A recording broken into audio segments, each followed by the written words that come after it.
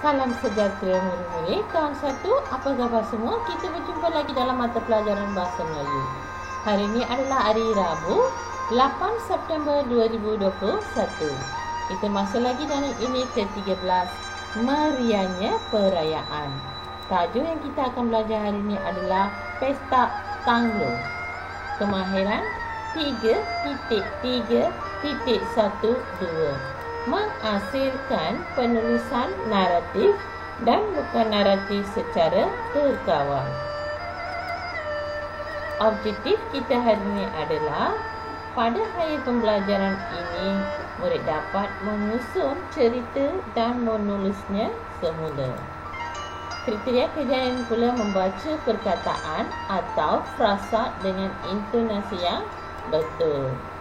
Ya murid-murid, hari ini juga akan menekankan kemahiran membaca dan melebihkan kemahiran menulis.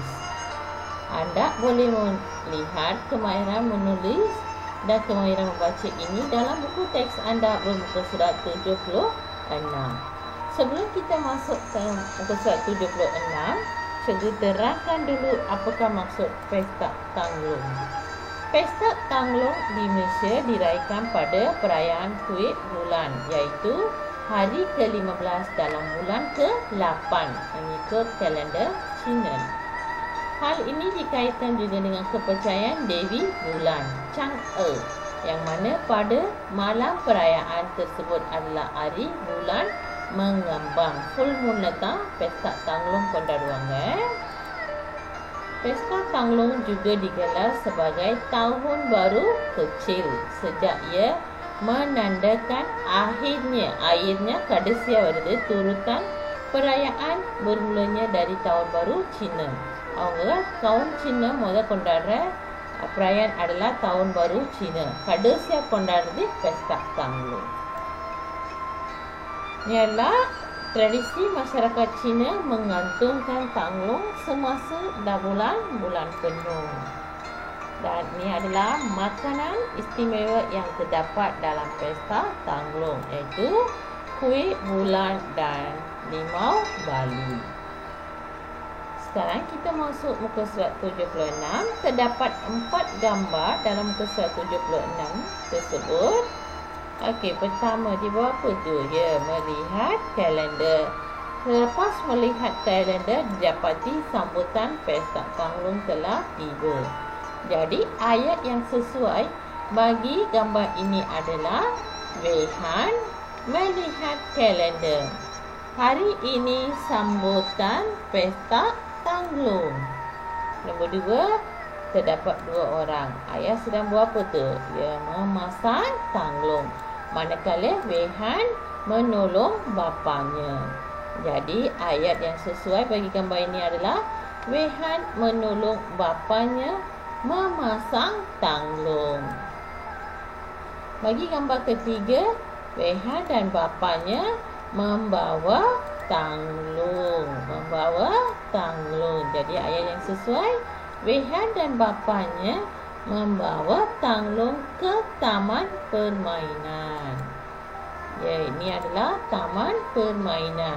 Dengan adanya tanglung yang bercahaya, taman permainan terang dan cantik. Jadi, taman permainan menjadi terang dan cantik.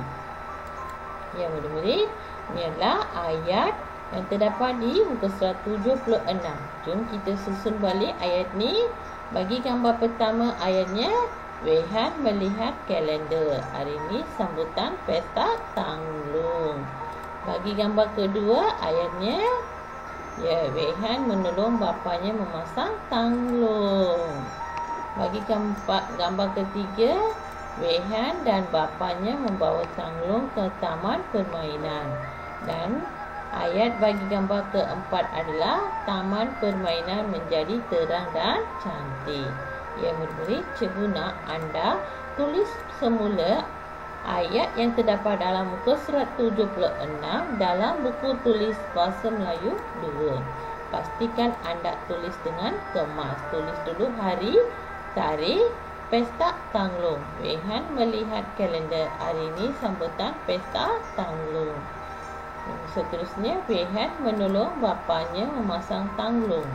Ayat ketiga, Wehan dan bapanya membawa tanglung ke taman permainan. Dan ayat yang seterusnya, taman permainan menjadi terang dan cantik. Tulis ayat ini dengan kemas dan teratur. Seterusnya kita masuk buku aktiviti jilid 2 muka surat 3. Ini adalah tentang sambutan perayaan Tahun Baru Cina. Sebelum kita membuat aktiviti itu, cikgu terangkan dulu sambutan perayaan Tahun Baru Cina. Di Malaysia, perayaan Tahun Baru Cina disambut oleh kaum Cina. Tahun Baru Cina melambangkan permulaan atau titik permulaan dalam nasib. Kaum Cina lebih tekankan nasib dalam kehidupan. Nasib dan kehidupan. Pada kebiasaannya, Tahun Baru Cina disambut pada hari pertama mengikut kalender lunar Cina. Mereka juga mengikut kalender lunar Cina. Dalam kalender lunar Cina terbagi kepada 12 tahun, kitaran 12 tahun dan dinamakan sempena nama haiwan. 12 haiwan yang menangani kalender lunar Cina ialah seperti tikus, lembu, harimau, arnab, naga, ular, kuda, kambing, monyet, ayam jantan, anjing dan kincir. Tahun Baru Cina dirayakan dengan jamuan isang. Dalam jamuan itu pastinya ada isang. Isang adalah cepisan ikan mentah dan dengan sayur-sayuran yang tidak dipotong, cuma diiris, yang berwarna-warni. Dan pastinya ada kuih bakul. Kuih bakul ini dibuat daripada tepung pulut, seperti dodol. Dan pastinya ada limau mandarin. Limau mandarin melambangkan kekayaan seseorang itu. Pisang, kuih bakul, limau mandarin. Golongan muda pula akan melawat golongan tua dan menerima ampau dalam sampul surat merah. Ini adalah sampul surat merah bagi melambangkan nasib mereka. Selain ampau, ada tarian naga atau singa. Perarakan tarian naga atau singa akan diadakan dengan kereta berhias dan diiringi dengan bunyi gendang. Ini adalah tarian naga. Tarian naga சொல்லலாம், tarian singa சொல்லலாம். அவங்களுக்கு gendang. அந்த gendang பயன்படுத்தி அதை டான்ஸ் ஆடுவாங்க. Dan seterusnya kita lihat pakaian tradisional masyarakat Cina. Kaum lelaki pula memakai sampu dan kaum wanita pula memakai cheongsam. Dan ini adalah sedikit serba tentang masyarakat Cina dan sambutan Tahun Baru Cina. Kita masuk balik aktiviti jilid 2 muka surat 3. Anda dikendaki lengkapkan cerita. Kuih bakul yang dibuat daripada tepung pulut. Sampu adalah pakaian kaum lelaki kaum Cina. Cheongsam adalah pakaian wanita. Ampau yang diberi dalam sampul warna merah dan tetamu. Tetamu adalah relatif. Urawinargal. Kita baca petikan ini. Wehan sekeluarga menyambut perayaan Tahun Baru Cina. Wehan dan Encik Lau. Wehan ni adalah Encik Lau dan ni adalah Lehan. Kedua-duanya adalah lelaki memakai sampu. Puan Ong pula memakai. Puan Ong wanita. Dia pula memakai cheongsam merah. Dan anda boleh baca petikan ayat seterusnya dan isi dengan jawapan yang diberi. Yang murid-murid, sebelum cikgu mengakhiri pengajaran hari ini, cikgu akan ajarkan cara membuat tanglung daripada kertas warna. Amat mudah.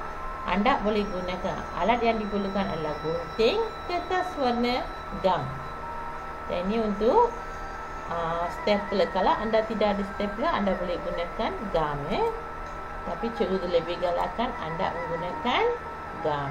Okey, potong sedikit saja untuk membuat tangkai. மேலே மாட்டுறதுக்கு அது மட்டும் தனியாக வெட்டி எடுத்து வச்சுருவோம். Okay, seterusnya lipat 2 dari bawah ke atas. Dari bawah ke atas lipat 2. Okey, seterusnya kita potong. Tapi jangan potong sampai habis. Fulla நீங்க வெட்டக்கூடாது. இது ஓரத்துல கொஞ்சம் இடம் விடணும். நீங்க ஃபுல்லா வெட்டிட்டீங்க தாளிலிருந்து வெட்டி விழுந்துடும் அது. Okey, potong bawah saja. Okey, buka kertas itu. Okey, lipat dua. Okey, anda boleh gamkan. இந்த ஓரத்துலேருந்து நீங்கள் கம் பண்ணலாம். Sekarang coba நீங்கள் gunakan stapler. Boleh gamkan. Okey, sekarang tanglung dah sedia. Okey, dah press பண்ணிடுங்க. Okey, sekarang kita buat tangkai. Cuba galakkan anda gunakan gam. Semasa menggunakan gunting dan stapler, anda dapatkan bantuan daripada ibu bapa. Okey, tangkai dah siap. Anda boleh cerita tentang tangkai ini, tentang tanglung ini dalam Telegram bacaan kita. Selamat mencuba. Ya murid-murid, jangan lupa hantar hasil kerja anda, iaitu tulis dalam buku tulis Bahasa Melayu 2 tentang Pesta Tanglung ke-4 ayat tersebut dan buku aktiviti muka surat 3 dalam Google Classroom. Jaga diri anda. Sekian, terima kasih.